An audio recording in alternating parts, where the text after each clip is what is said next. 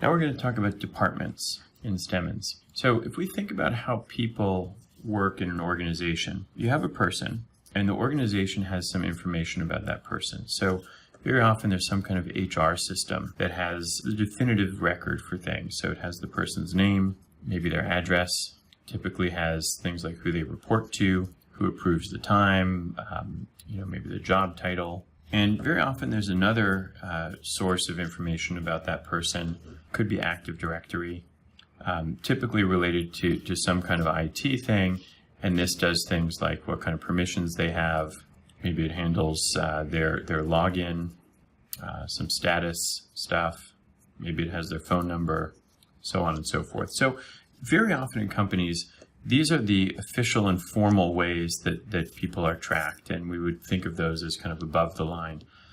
Below the line, there's many other things that happen.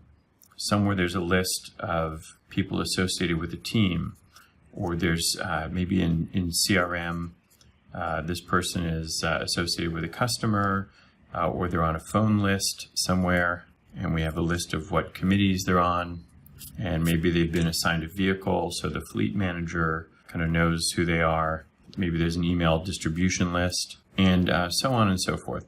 So we have typically one or two kind of good sources of information, and then a lot of stuff that is handled kind of very haphazardly.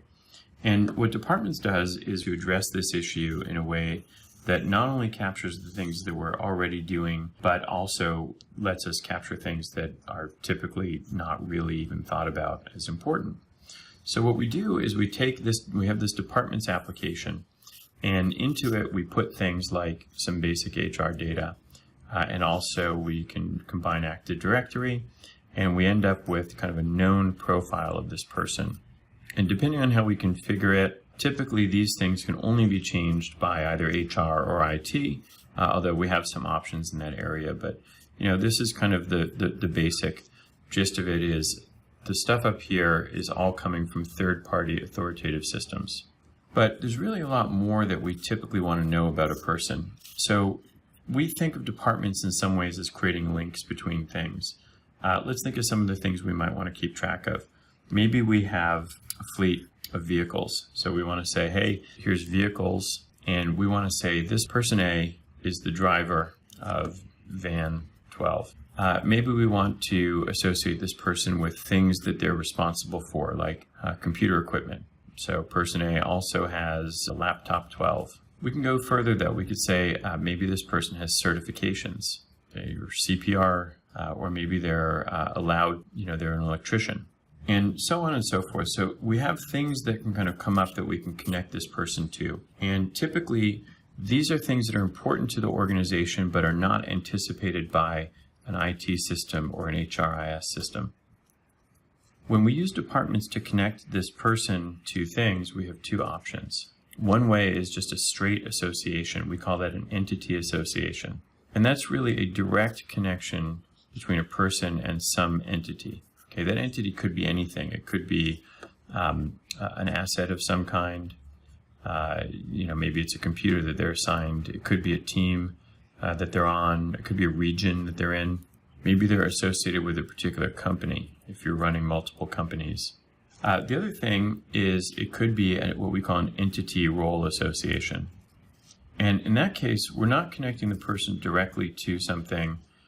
We're connecting them to it in a certain way. So for example, I know I said team before, but let's say we're connecting this person to a committee. The role would let us indicate that this person is the chair of the committee or the driver of a vehicle. We could also do things that are a little bit outside of the scope of what the HR system anticipates. So for example, maybe we want to connect this person to a particular customer, and we want to call them the customer service rep for customer A. But at the same time, we want to make them the backup rep for customer B. And now when we look at that customer, if we go into entities and look at that customer, we'll see this person is their main rep, and maybe the person has other backups. The customer has other backups. So we might also have somebody operating in a certain capacity for something. So maybe we have product A,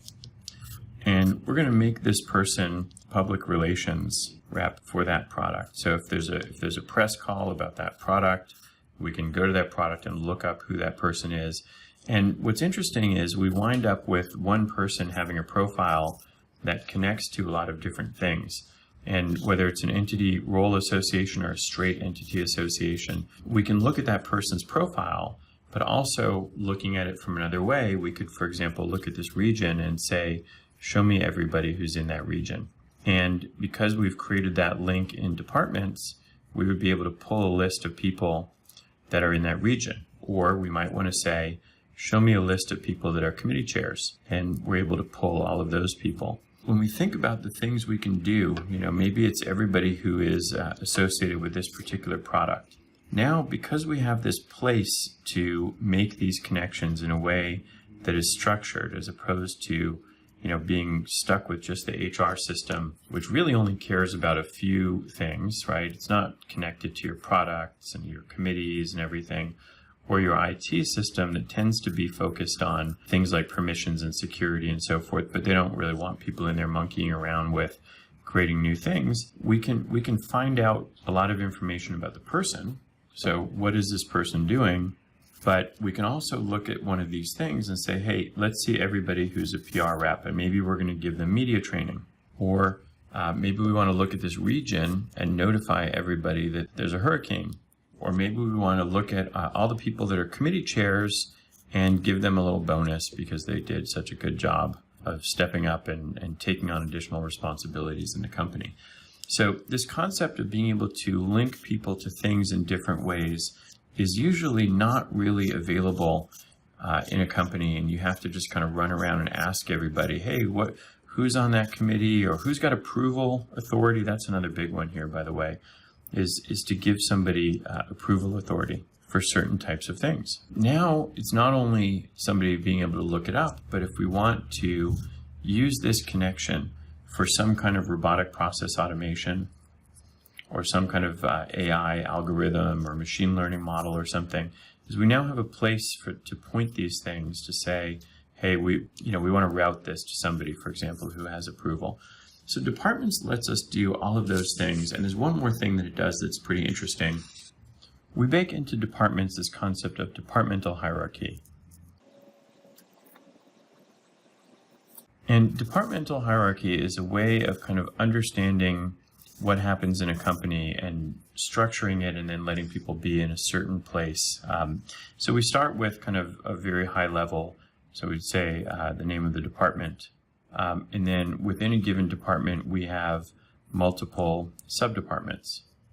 And within each subdepartment, we have different job functions. And then within each job function, we can have multiple job titles.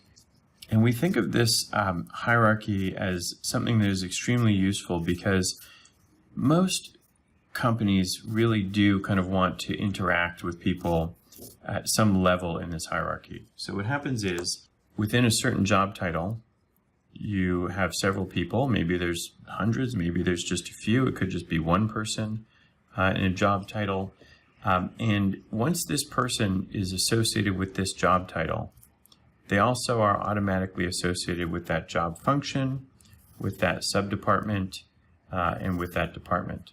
Now, when we implement Stemmons, what we do is we go through and create that departmental hierarchy. So we come up with a list of all the different departments, the subdepartments within it, and the job functions and the job titles. And what happens is, if we want to count people, communicate with people, assign things to people, we have a choice of doing it anywhere within the departmental hierarchy. So for example, these might be junior managers, these might be managers, and this might be senior managers, but they're all managers. So the job function would be manager, and the subdepartment, let's just say for the sake of the conversation, that this was a manufacturing company, and this could be product management. And we might also, within this same department, so this could be product operations, this could be product admin, and we would have some different functions and so forth under here, all the way to job titles. if you think about how a typical HR system handles this, is it's not really designed to provide the flexibility to let people be in different places within the hierarchy and then communicate with, assign things to, report on, assign training, so on and so forth. But the departmental hierarchy lets us do that, and it also lets us really understand who's where in the company. And so you'll see a lot of important things coming out of that as well after you get down the road with Stemmons. Setting up the departmental hierarchy is one of the first things that we do when we implement Stemmons. And the value in it starts coming out later, but it's with departments that we unlock that value. And that is departments.